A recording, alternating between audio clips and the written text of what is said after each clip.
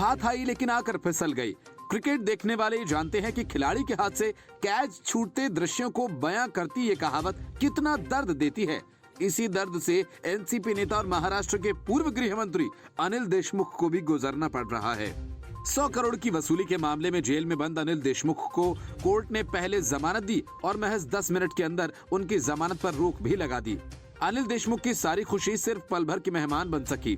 Bombay high court में उस वक्त अजब का नजारा बना जब जस्टिस एमएस कार्णिक ने अपना फैसला सुनाया और देशमुख को 1 लाख रुपए के निजी मुचलके पर जमानत दे दी।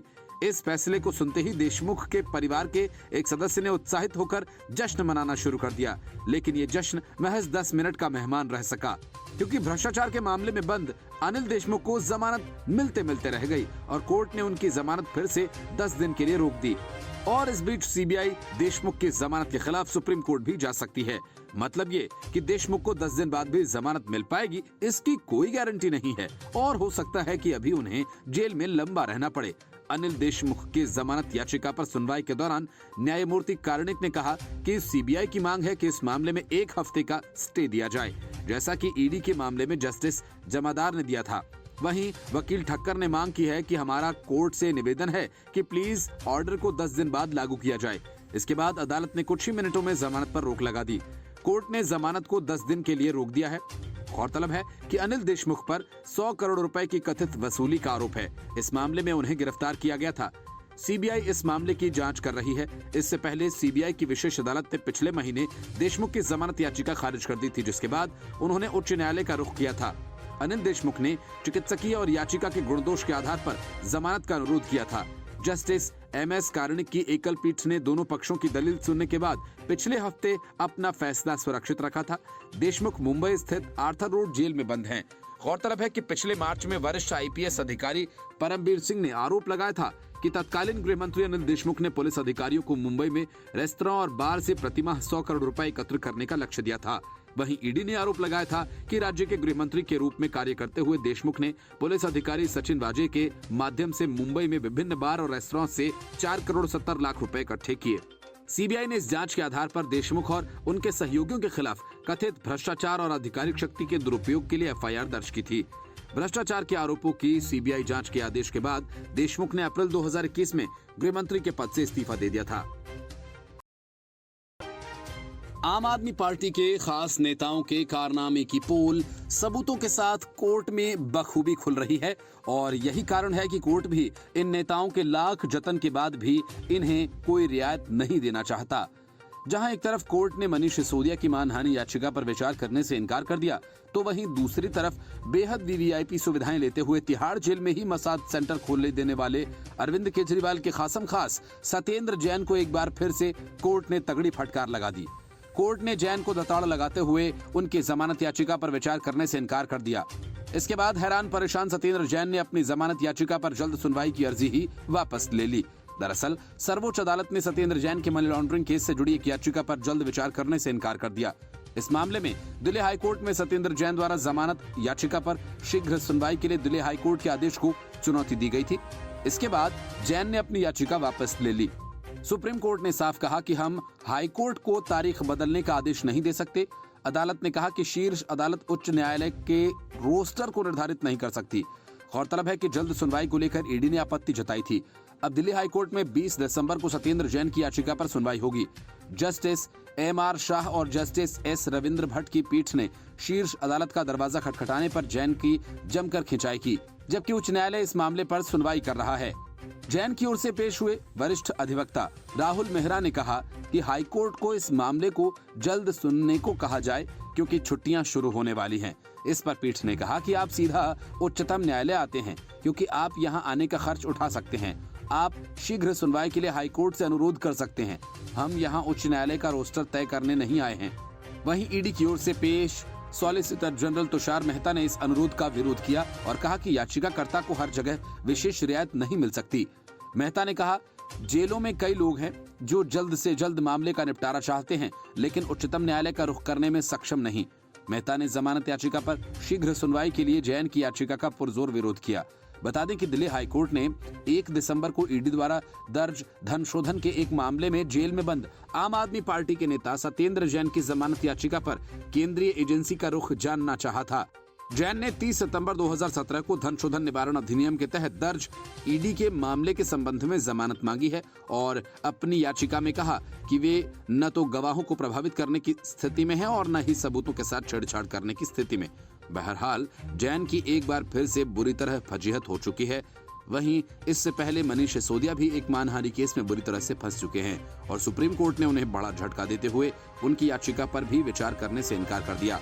असम के मुख्यमंत्री हेमंत बिस्वा शर्मा की ओर से दायर आपराधिक मानहानि केस में सुप्रीम कोर्ट ने उनकी याचिका पर विचार करने से इनकार कर दिया। Report news of India. Nitish Kumar जब चारों तरफ से घिर जाते हैं तो तेजस्वी यादव को सीएम पद की झलक दे देते हैं और बदले में आरजेडी उन्हें पीएम पद के सपने बेचती है। लेकिन हद तो तब हो गई जब नीतीश कुमार के मुखर आलोचक जगदानंद सिंह ने अचानक अपने सुर बदल लिए और नीतीश कुमार को पीएम बनाने की बात करने लगे। जगदानंद सिंह और उनके बेटे सुधाकर सिंह की नीतीश कुमार से अदावत जग जाहिर है। ऐसे में सवाल यह है कि क्या नीतीश और आरजेडी एक दूसरे के साथ ब्लफ गेम खेल रहे हैं, क्योंकि ये तो सब जानते हैं कि खुद को फर्स्ट एंड फ्रंट बताने वाले नीतीश कुमार पीएम की लड़ाई में कहीं नहीं हैं और लोग ये जानते भी हैं। नीतीश कुमार तरुतरी में सीएम पद रखकर तेजस्वी यादव को सौंपने वाले हैं। मतलब ये कि पीएम और सीएम का खेल 2024 तक ऐसे ही चलता रहेगा। जगदानंद सिंह ने नीतीश कुमार को लेकर ये कह दिया कि बिहार के लोग चाहते हैं कि जिस तरह नरेंद्र मोदी को गुजरात के लोग प्रधानमंत्री बनाना चाहते थे, उसी तरह बिहारी लोग भी नीतीश कुमार को प्रधानमंत्री बनाना चाहते हैं। वैसे भी नीतीश कुमार में सारी काबिलियत मौजूद है। जगदानंद सिंह ने कहा कि गुजरात के पास लोकसभा में 10 से 15 सीट ही हैं, लेकिन बिहार के पास 40 हैं, तो हमारे राज्य का व्यक्ति प्रधानमंत्री क्यों नहीं बन सकता। राजनीति में कभी दोस्त रहे जगदानंद सिंह उस नीतीश कुमार के विरोधी हो गए थे जो बीजेपी से गठबंधन कर एनडीए की राजनीति करने लगे। जबकि एक समय ऐसा भी था जब बांध टूटने के कारण जगदा बाबू मंत्री पद से इस्तीफा देने के लिए अड़े थे, तो नीतीश कुमार ने ही इस समय समस्या को सुलझाया था। और एक समय जब लालू प्रसाद की राजनीति से दामन छुड़ाकर समता पार्टी का निर्माण किया था, तब ये कहा जा रहा था कि जगदा बाबू भी समता में आ जाएंगे, लेकिन जगदानंद सिंह लालू प्रसाद के साथ ही बने रहे और यहीं से जगदा बाबू और लालू प्रसाद का एक दूसरे से विश्वास बढ़ा। इसके बाद नीतीश कुमार और जगदा बाबू के बीच की दूरी बढ़ने लगी और इतनी बढ़ी कि मामला उनके बेटे सुधाकर सिंह को कृषि मंत्री पद से इस्तीफा तक देना पड़ा। जिस तरह से 2 अक्टूबर 2022 को पुत्र सुधाकर सिंह को लेकर जो पीड़ा व्यक्त की थी, उस हिसाब से बेटे की सम्मान वापसी चाहते होंगे। ये तभी संभव है जब नीतीश कुमार पीएम बनने के संघर्ष हेतु सीएम की कुर्सी छोड़ तेजस्वी को सीएम बनाएं या नीतीश कुमार अपनी नाराजगी सुधाकर सिंह के प्रति दूर करें। राजनीतिक हलकों में इस बयान का ये निहितार्थ निकाला जा रहा है।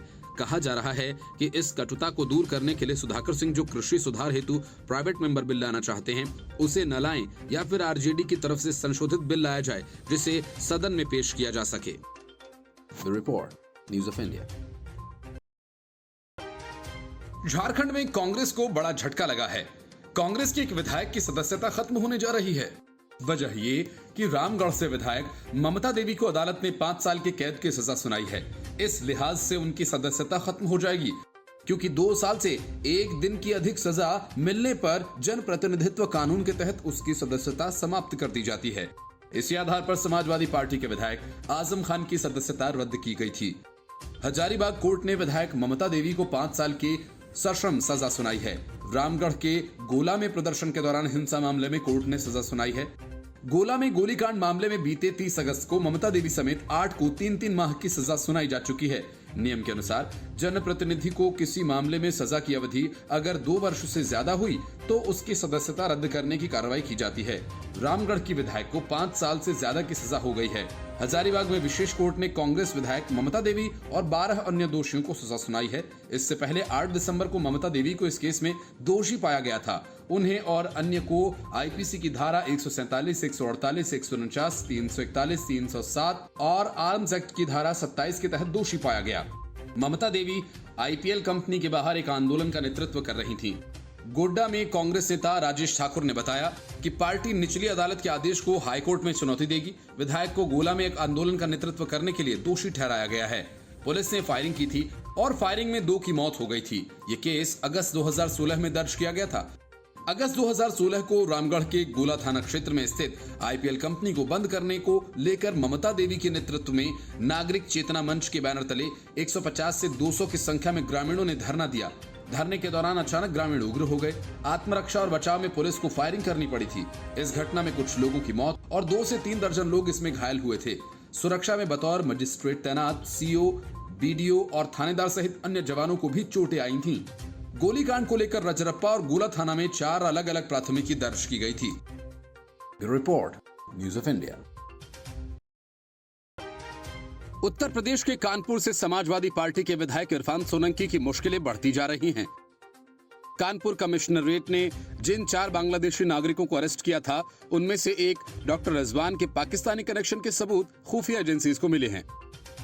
पुलिस अब रिजवान के साथ विधायक सोलंकी के भी पाकिस्तानी कनेक्शन की जांच कर रही है। गौरतलब है कि इन सभी बांग्लादेशी नागरिकों को समाजवादी पार्टी के विधायक इरफान सोलंकी और पार्षद ने सर्टिफिकेट दिया था। सभी के पास से बांग्लादेशी और इंडियन पासपोर्ट, फेक आधार कार्ड, विदेशी करेंसी, 14 लाख रुपए कैश बरामद हुआ था।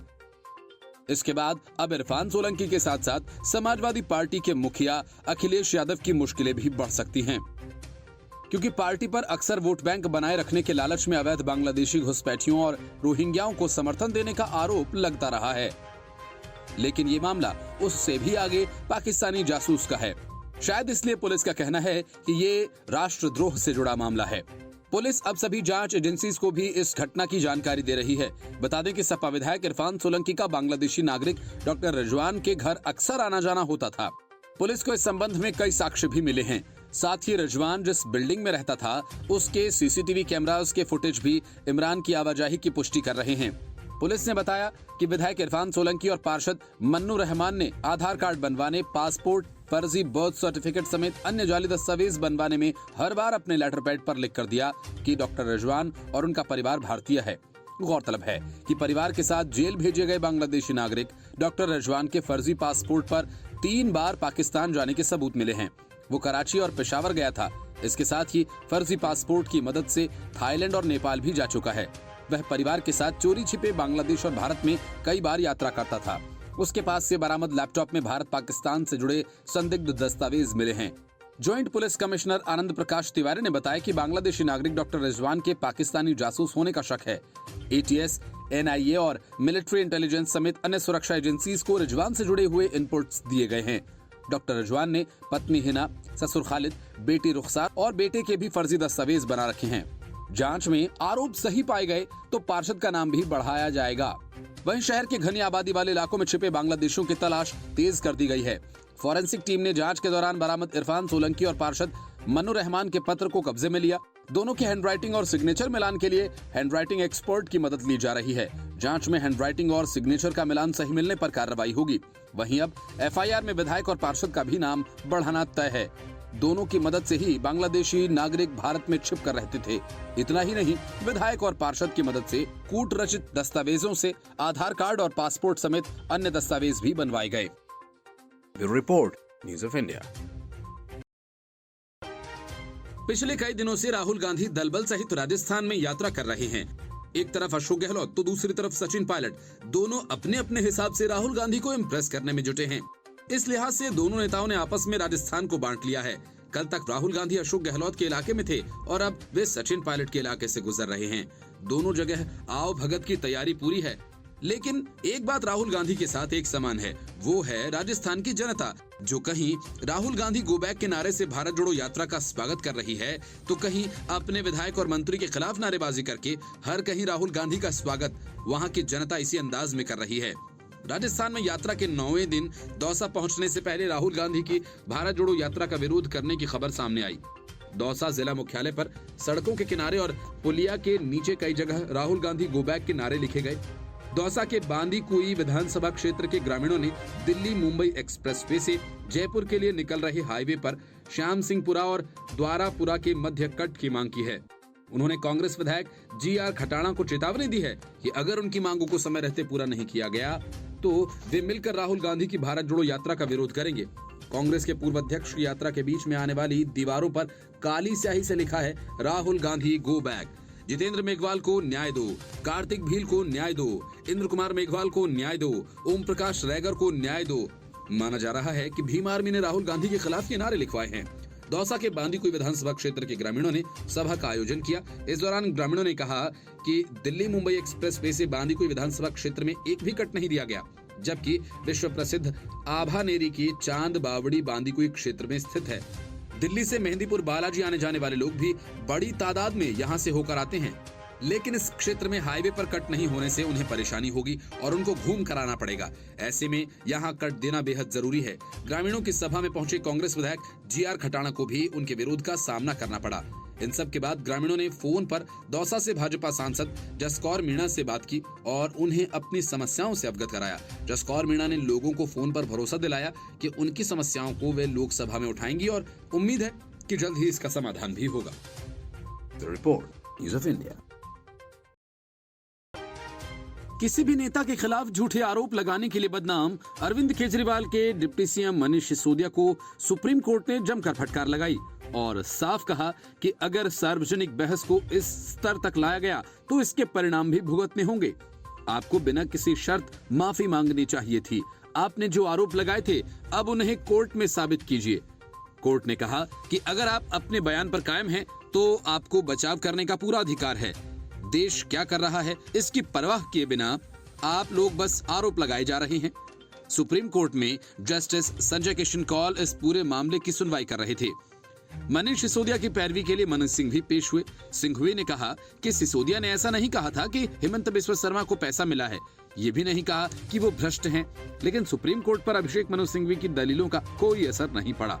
सिसोदिया ने गुवाहाटी हाई कोर्ट के उस आदेश को चुनौती दी थी जिसमें असम के मुख्यमंत्री हेमंत बिस्वा शर्मा द्वारा उनके खिलाफ दायर किए गए एक आपराधिक मानहानि मामले को रद्द करने का अनुरोध करने वाली याचिका खारिज की गई। दिल्ली के उप मुख्यमंत्री द्वारा शर्मा के खिलाफ भ्रष्टाचार के आरोप लगाए जाने को लेकर दायर किया गया था। हाई कोर्ट के 4 नवंबर के आदेश के खिलाफ सिसोदिया की याचिका स्वीकार करने के प्रति शीर्ष न्यायालय की अनिच्छा प्रकट करने पर सिसोदिया ने इसे वापस ले लिया। हेमंत बिस्वा शर्मा ने कोविड-19 महामारी की प्रथम लहर के दौरान राष्ट्रीय स्वास्थ्य मिशन यानी एनएचएम प्राधिकारों को बाजार दर से अधिक पर पीपीई किट की आपूर्ति कराने के सिलसिले में अपने खिलाफ भ्रष्टाचार के बेबुनियाद आरोप लगाने को लेकर शर्मा ने आपराधिक मानहानि का मामला दायर किया था। सिसोदिया ने दावा किया था कि हेमंत बिस्वा शर्मा ने 2020 में राज्य का स्वास्थ्य मंत्री रहने के दौरान अपनी पत्नी की कंपनी को आपूर्ति के ऑर्डर्स दिए थे। हालांकि हकीकत यह है कि सीएम शर्मा की पत्नी ने राज्य सरकार को मुफ्त में पीपीई किट्स की आपूर्ति कराई थी। इस मामले की सुनवाई न्यायमूर्ति एस.के. कौल और न्यायमूर्ति ए.एस. ओका की पीठ ने की। सिसोदिया की ओर से पेश हुए वरिष्ठ अधिवक्ता अभिषेक मनु सिंघवी ने कहा कि सिसोदिया ने ये नहीं कहा था कि कोई पैसा लिया गया है। पीठ ने कहा कि यदि आप सार्वजनिक बहस को इस स्तर तक गिरा देंगे तो आपको अंजाम भुगतने होंगे। न्यायालय ने कहा कि याचिकाकर्ता को पहले ही बेशर्त माफी मांग लेनी चाहिए थी। सिंघवी ने कहा कि कोई व्यक्ति दूसरों को धौंस नहीं दिखा सकता और याचिकाकर्ता ने कभी नहीं कहा था कि कोई धन लिया गया है। शीर्ष न्यायालय ने कहा आपको अंजाम भुगतने होंगे। पीठ ने कहा कि आरोप महामारी के दौरान लगाए गए थे। शीर्ष न्यायालय ने कहा कि महामारी के दौरान देश किस स्थिति से गुजर रहा था इसे महसूस करने के बजाय याचिकाकर्ता आरोप लगा रहे थे। बाद में सिंघवी ने याचिका वापस ले ली। असम सरकार का प्रतिनिधित्व कर रहे अधिवक्ता नलिन कोहली ने सुनवाई के बाद कहा कि अनिवार्य रूप से समन जारी करने के दौरान एक अदालत को ये विचार करना होगा कि झूठे आरोपों के सिलसिले में क्या मानहानि का प्रथम दृष्टया मतलब बनता है। The report, News of India.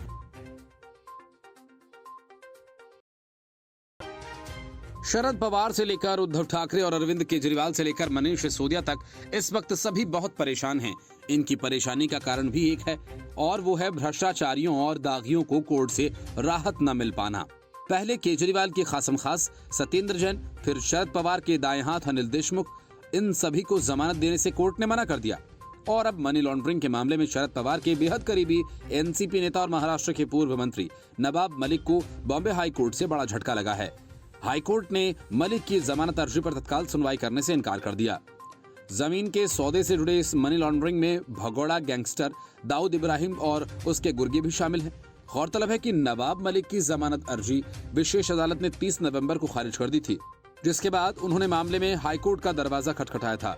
Justice MS कारुणिक की एकल पीठ ने तत्काल सुनवाई के मलिक के आग्रह को खारिज कर दिया और प्रवर्तन निदेशालय यानी ईडी को 2 सप्ताह में इस अर्जी पर जवाब दाखिल करने का निर्देश दिया। अदालत ने मामले की सुनवाई 6 जनवरी तक स्थगित कर दी है। सुनवाई के दौरान जस्टिस कारुणिक ने मलिक के अधिवक्ता अमित देसाई से कहा कि सबसे पहले वो ये बताएं कि मामले में अविलंब सुनवाई की आवश्यकता क्यों है। इसके बाद देसाई ने अदालत को राकंपा के वरिष्ठ नेता की चिकित्सकीय स्थिति के बारे में अवगत कराया। अधिवक्ता ने कहा कि मलिक का केवल एक गुर्दा काम कर रहा है और उसके अविलंब प्रतिरोपण की आवश्यकता है। उन्होंने अदालत को बताया कि पूर्व मंत्री के परिजन प्रतिरोपण की प्रक्रिया को शुरू करना चाहते हैं, जिसके लिए जांच और विशेषज्ञों के साथ बैठक की आवश्यकता होगी। न्यायाधीश ने इसके बाद देसाई से पूछा कि किस उपचार की जरूरत है, उससे संबंधित दस्तावेज अदालत में जमा कराए जाएं। अदालत ने कहा कि इसके बाद मामले में ईडी से जवाब मांगा जाएगा और उसी के अनुसार आदेश सुनाया जाएगा। वहीं जांच एजेंसी की ओर से पेश हुए अतिरिक्त सॉलिसिटर जनरल अनिल सिंह ने ये कहा कि उपचार अथवा इससे संबंधित सलाह के लिए कभी विरोध नहीं करेंगे। सिंह ने कहा कि पहले गुणदोष के आधार पर जमानत की अर्जी देना और फिर चिकित्सा आधार का हवाला देते हुए मामले में त्वरित सुनवाई की मांग करना आजकल एक चलन बन गया है। ईडी ने मलिक को इस साल फरवरी में गिरफ्तार किया था। वह अभी न्यायिक हिरासत में है और यहाँ के एक निजी अस्पताल में उनका उपचार चल रहा है। गौरतलब है कि इससे एक दिन पहले ही 100 करोड़ रुपए की वसूली के मामले में जेल में बंद एनसीपी के नेता अनिल देशमुख को जस्टिस एमएस कारुणिक की अदालत ने पहले जमानत दी और महज 10 मिनट के अंदर उनकी जमानत पर रोक भी लगा दी थी। बॉम्बे हाई कोर्ट में जस्टिस एमएस कारुणिक ने अपना फैसला सुनाया और देशमुख को 1 लाख रुपए के निजी मुचलके पर जमानत दे दी, लेकिन बाद में उनकी जमानत 10 दिन के लिए रोक दी गई। वहीं सुप्रीम कोर्ट ने केजरीवाल के खास और शराब घोटाला में मुख्य आरोपी मनीष सिसोदिया की मानहानि केस में दायर याचिका पर विचार करने से मना करते हुए उन्हें खूब फटकार लगाई। Bureau Report, News of India.